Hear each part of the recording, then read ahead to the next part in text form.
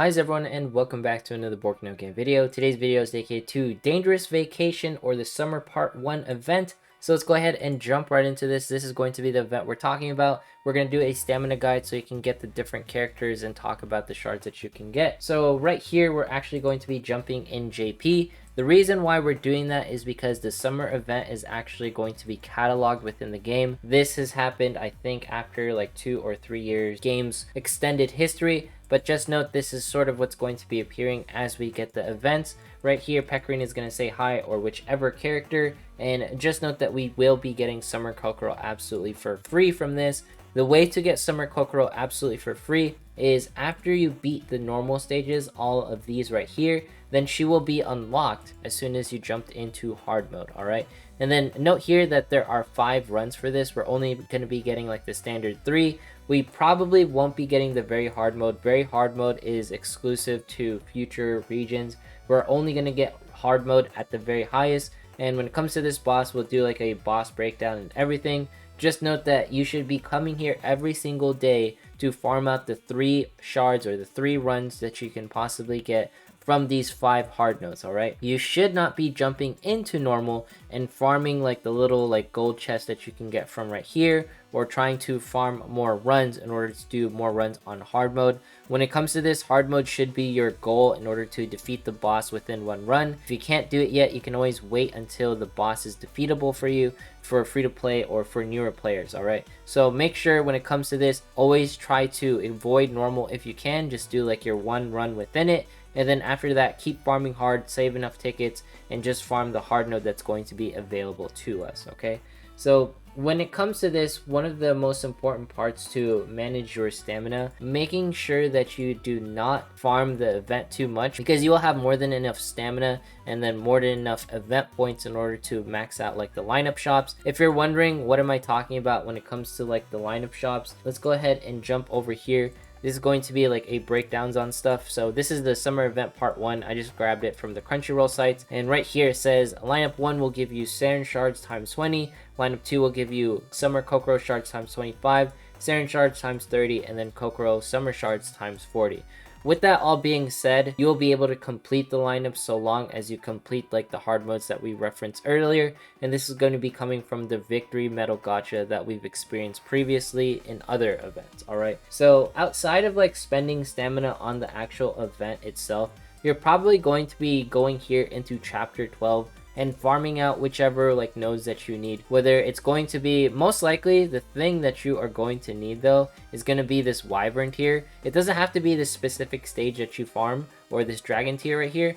This is going to be the most important item because a lot of mages are going to need this to go to 10-3. A lot of the physical units will not be upgradable to 10-3. It's not recommended, mostly because of the fact that you're going to lose the elemental heart, which I believe that you can get in hard mode right here in Ninon stage. So it's something to look out for in case you're wondering why are physical characters not able to be upgraded, because they lose this vital thing which gives them TP boost, and a lot of like the magical characters won't really need that, and they never benefited from the elemental heart in the first place. So all they're really going to need is that wyvern tier, which you can't even farm in hard mode. So make sure to do it in normal mode in chapter 12 and farm appropriately if you need to do so. The recommendations to get the max out of your stamina right now is to get some Ericos, Erico shards at 5-star. That's going to be absolutely amazing for clan battle, and of course 5-star your Shori. Those are going to be my recommendations for hard mode and the event. So if you're not here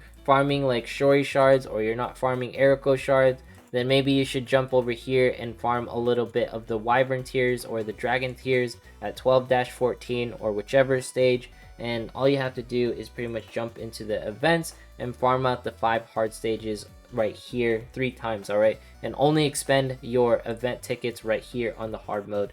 If for some reason we get very hard mode on the off chance, then feel free to do that if you can accomplish it, but I highly doubt that. Anyways, let's go ahead and jump into some PvP as we always do, and just cover like some rough thoughts on the actual event. Overall, I think it's going to be nice as always, because it's going to be a way for free to play and for everyone to participate. and get a bunch of free stuff. Usually though, when it comes to events, a lot of people actually recommend farming it if you need divine shards or divine amulets. If you don't know what I'm talking about, you just go into the shop system right here, and then I'm talking about these bad boys. So if you need a bunch of these, then feel free to farm the event out, but honestly you really shouldn't need that. And when it comes to it, divine amulets are just there for limit breaking, you know, like limited characters coming in the forms of, you know, the summer units that we're about to be getting. We've talked about Summer Peko being absolutely great for PvP in the current meta. While Summer Peko does not counter, you know, Ilya, she is going to be a good unit in addition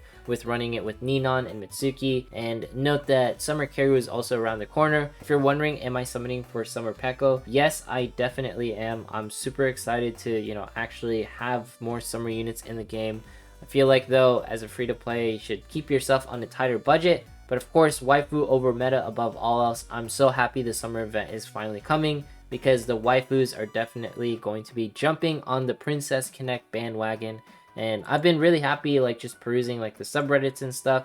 And it was also really nice to see like the Twitter communications from the actual official Princess Connect dive account for EN or Global, where they were saying, yes, the CB rewards are late. So don't you worry, they are very aware that the CB rewards are not here yet for the month of May.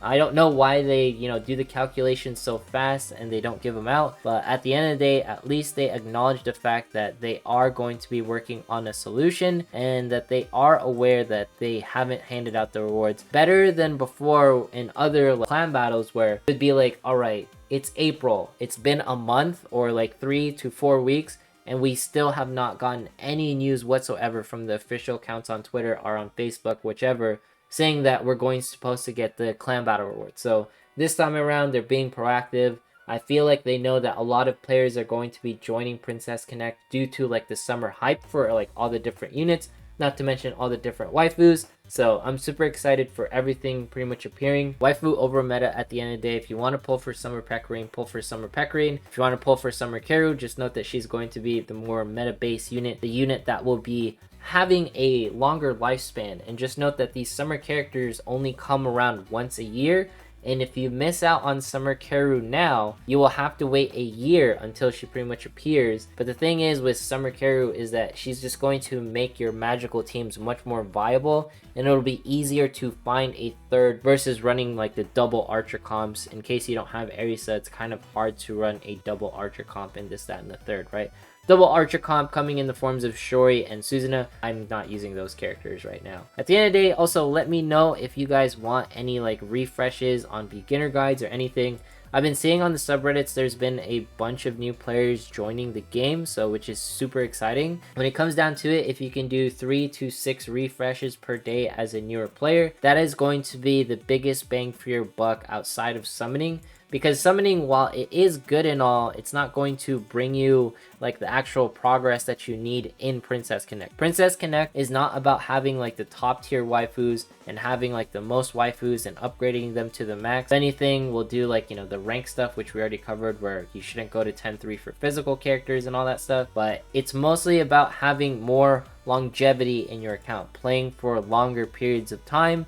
And I like how like the PvP brackets are separated out. So for newer players who join, they're not bombarded with like super insane accounts who have been playing the game for, I believe the game's been out for at least 4 to 5 months, maybe 6 months at most, but I'm pretty sure it's like 4 to 5. So when it comes down to everything, free to play have a much better experience than any other gacha, I would say, you know, coming in, because usually like people just get overwhelmed with the amount of systems and the amount of stuff that you have to do in Princess Connect. It's still the same game that we were playing earlier, whether you think that's a bad thing or a good thing. It only takes 30 minutes to play Princess Connect and then jump on about your day, then go from there. Only in clan battle will you have to spend copious amounts of time. Just make sure to manage your stamina between the different events that we're going to be getting upcoming, and you will be fine. But anyways, if you made it this far in today's video, consider subscribing, dropping a like, leaving a comment, follow me on Twitch, follow me on Twitter. Once we hit 22,500 subs, we'll be doing a giveaway. Thanks so much to Osiris, hopefully I'm saying that right, for creating the little profile pics as you guys are seeing right now. Have yourself a fantastic day, and I will see you